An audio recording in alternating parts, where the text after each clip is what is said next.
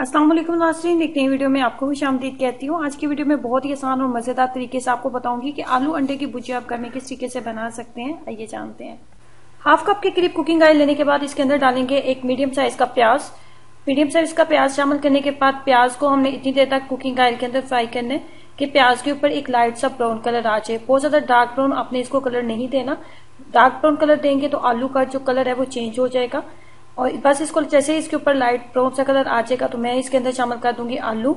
आलू की मिकदार मेरे पास आधा किलो है, आधा किलो के करीब आलू है। और आलू को आपने इस तरीके से आपने कट कर लेना है जैसे कि आपको वीडियो में नजर आ रहा है। ना ही बहुत बड़ा साइज आपने रखना है, ना ही बहुत ज्यादा इसको बारीक आपने करना है, बस दरमियाना सा साइज इसका होना चाहिए जिससे आलू जो है हमारी जल्दी गल जाए और ये रेसिपी हमारी जल्दी से तैयार हो जाए।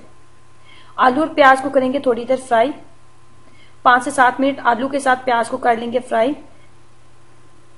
जब आपको लगे कि 50% आपका आलू गल चुका है, 50% जब आपको लगे कि आलू गल चुके हैं तो उसके बाद आपने इसके अंदर शामिल कर देनी है टमाटर। टमाटर की मिकदार मैं लूंगी 1 पाव के करीब।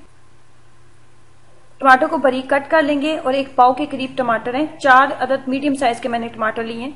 उसके बाद हम इसके अंदर डालेंगे 1 टीस्पून गरम मसाला, 1 टीस्पून हम इसके अंदर डालेंगे काली मिर्च का पाउडर। उसके बाद आप डालोगे 1 टेबल स्पून इसके अंदर लाल मिर्च पाउडर। और उसके बाद हम डालेंगे 1 टीस्पून हम इसके अंदर डालेंगे सफेद जीरा। सफेद जीरा, लाल मिर्च पाउडर, काली मिर्च पाउडर और गरम मसाला पाउडर, सब चीजों को करेंगे मिक्सअप। जीरे को मैंने पाउडर फॉर्म में नहीं बनाया। उसके बाद डालेंगे इसके अंदर ½ टीस्पून के करीब हल्दी। और उसके बाद सबसे लास्ट पे इसके अंदर डालेंगे नमक।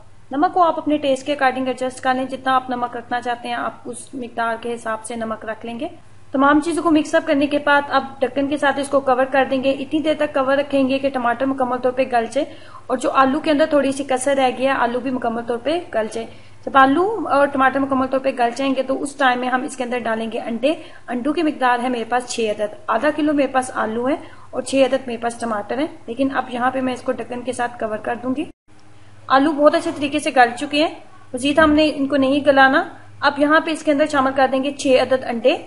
6 अदद अंडे अच्छे तरीके से मिक्सअप करके इसके अंदर शामिल कर देंगे। उसके बाद शामिल करेंगे इसके ऊपर थोड़ा सा चाट मसाला। 1 टीस्पून के करीब इसके अंदर डालेंगे चाट मसाला। चाट मसाला शामिल करने के बाद इसके ऊपर ही डाल दूंगी थोड़ा सा सब्ज धनिया। सब्ज धनिया डालने के बाद 3 से 4 अदद मेरे पास सब्ज मिर्चें थी। सब्ज मिर्ची को मैंने बारीक कट कर लिए, वो भी इसके ऊपर शामिल कर दूंगी। सब्ज मिर्ची शामिल करने के बाद इसको ढक्कन के साथ कवर कर देंगे और कम से कम 10 मिनट आपने इसको मीडियम फ्लेम के ऊपर कवर रखना है। मीडियम फ्लेम के ऊपर इसको 10 मिनट के लिए कवर रखेंगे। उसके बाद इसको आप खोलेंगे और इसको अच्छे तरीके से आप मिक्सअप कर लोगे। इस तरीके से